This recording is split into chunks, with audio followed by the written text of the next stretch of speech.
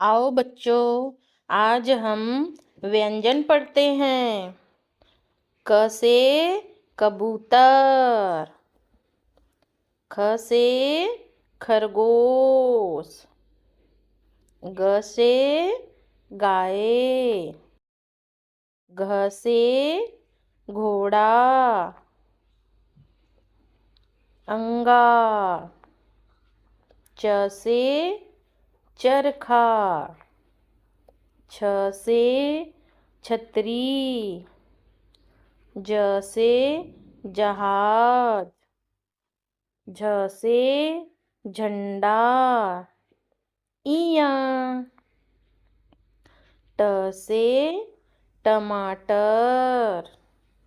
ठ से ठप्पा, ड से डमरू, ढ से ढोल, अड़ा, त से तरबूज, थ से थाली, द से दवात, ध से धनुष, न से नल, प से पतंग, फ से फल, ब से बतख,